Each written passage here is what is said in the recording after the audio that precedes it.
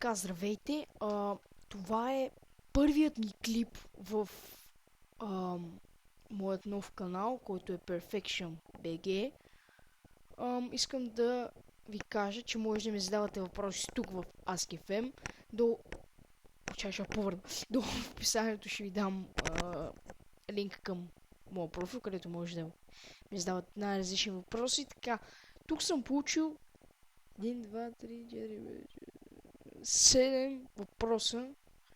Мисля, че това са от самия Ask.fm, защото сега си направих акаунта, но нека все пак реших да направя това първото видео, все пак да ви информирам, че може да ми задавате въпроси. Така, първият въпрос е: честит Хелоуин. Как ще се маскираш, публикувай снимка? Значи аз няма да празнувам Хелоуин и благодаря, че ми го честите. Няма да се маскирам, няма да го празнувам, защото все пак това не е български празник, няма нищо забавно. Примерно, айде сега да се съберете компания. Тя ми падни камерата от игра, да съберете компания, да идите някъде прямо на дискотека, да компонясате такова, те съм пити, глупости. Ма това вече е детско, човек, няма никакъв смисъл да се обличете като някакъв тимюр да обикалите пътищата. Майна. Сеш се. Шиди, ще звъниш на вратата. Пак сте ли лакомство? Какъв пак сте ли лакомство? Че за шеден ще я марзат врата. Ту си така, че сета няма никакъв смисъл. Да минем към следващия въпрос.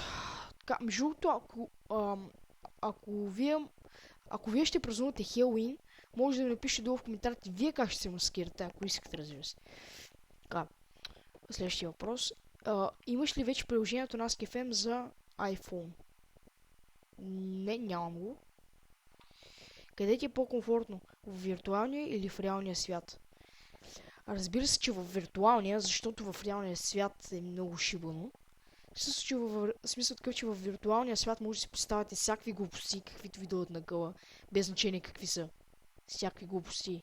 И вие си живете в свой свят, разбирате ли? Няма нищо по-добре от свой свят. Така, в следващия въпрос: как убеждаваш хората да погледнат от твоята гледна точка? По принцип, това е много хубав въпрос. По принцип, аз не ги убеждавам, казвам им какво мисля аз. Те се държат на тяхното. Тимирот си е Тимирот, смисъл такъв, че няма как да ги накараш да гледат от твоята гледна точка. Има хора, които те разбират естествено и ти помагат, но това са рядкост. Следващия. Профилната си снимка има ли някаква история? Каква е тя? Да. Влезнах в тоалетната. Мислих, че отидах по голяма нужда, но реших да се штракна в банята. Штракнах се и я сложих. Това е моята история.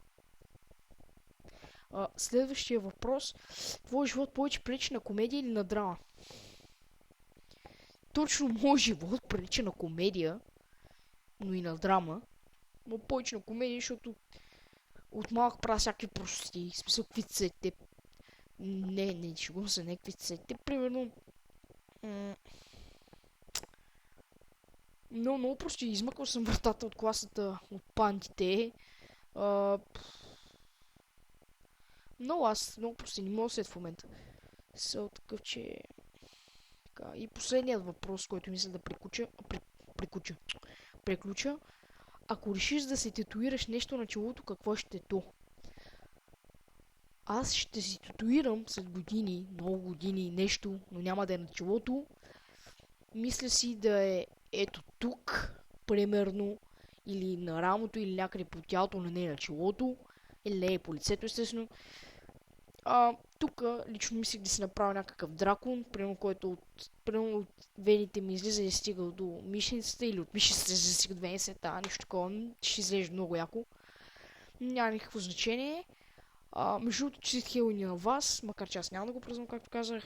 Ако искате, може да ми задавате въпроси, аз ще ви дам, както казах, линка в описанието. Мисля с това да приключа. Ако ви харесал клипа, харесайте. Ако искате още много клипове така, абонирайте се. И също, като не съм забравил, ще направя умигъл, така че си такъв, че може да се видим с някой от вас. Ако разбира се искате. Ако не, честит Хелоуин, нещо. Това ви всичко от мен. Чао, чао.